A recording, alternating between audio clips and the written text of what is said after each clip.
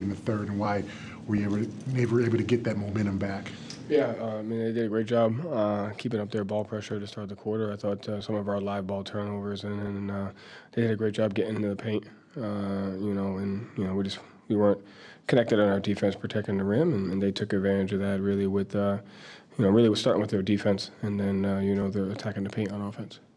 Was it with the live ball turnovers and like the traps and was it their physicality? Was it just you guys being careless with the ball? I mean, I would say a little bit of both. I mean, they're a good defensive team. I would say some of that, you have to give credit to them defensively. At the same time, we got to do better executing, whether it's our screening, our spacing, our decision making in those. So I would say it's probably a little bit of both.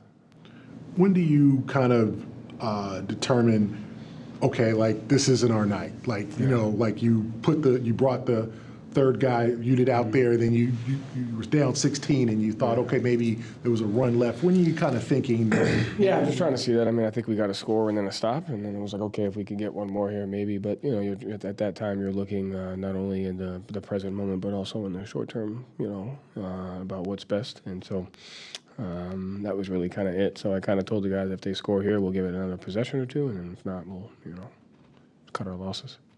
Did the Beasley stuff, the shimmy or the whatever he did in front of your bench, did that bother you guys at all? Was that, I mean, obviously he's hitting contested threes. He's had a great game, but just the kind of the showboating. I mean, it's the arena. I mean, he's earned the right to do that. I mean, if you play that way and your team's winning and you feel like you've earned that right to do that, that's your choice, and that's on us for allowing him to feel that way. But the only way we control that is by defending him better. And in terms of Jaylen, was there any shot of him playing, or was he's pretty banged up? I mean, he's feeling a little bit better. He was pretty banged up though from from last night. So he's just doing what's best for him. How do you balance? Like you said, Jaylen not playing tonight. You used the last game of the trip, and you got a big home stretch at home. How do you balance wanting to get the continuity with the guys, along with maybe resting a guy if he's banged up? Like, what's the calculus there? Yeah, I mean, I think we have great continuity. I think that's what you kind of trust what you do throughout the season for that, and really you just kind of do what's best for him. And he's a guy where he puts his body through a lot and plays so much regardless. And sometimes you gotta save the guys from themselves. And it just felt like that was what was best for him and was best for the team. But you trust the continuity over the course of kind of like the entire season. Mentally, it seems like you guys take everybody's best shot every night. Does that take a toll at this point of the season? The playoffs are a little further away. You got the All-Star break in your rearview mirror.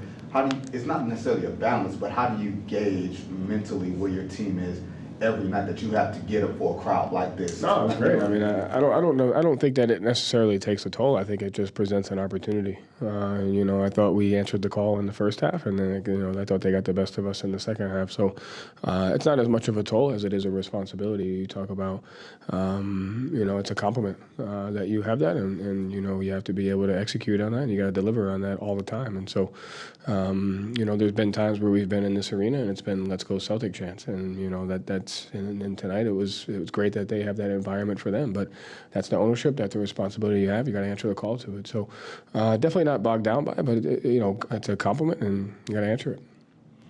You guys had 7 early turnovers in the first quarter and then 9 to finish the half.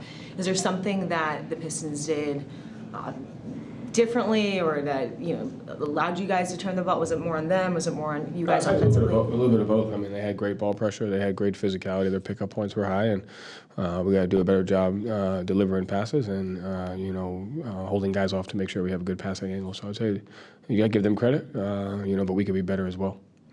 You always kind of look at these as learning experiences. Did they do something that you'll put in the back of your mind? Okay, let's prepare for that a little bit more, or something defensively, or. Tactically, psychologically, there's a lot there. It was great. What psychologically will you take away? I mean, I can't tell you that, but there's a lot there that every game presents an opportunity, and so that was good.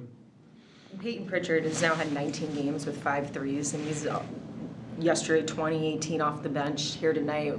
What are you assessing from his play overall? Yeah, it kept us in the game. I mean, he did a great job in the first half. But just his competitive nature, his ability to help us on both ends of the floor, he's a guy that you know what you're getting every night from him on both ends of the floor. So he's been great for us.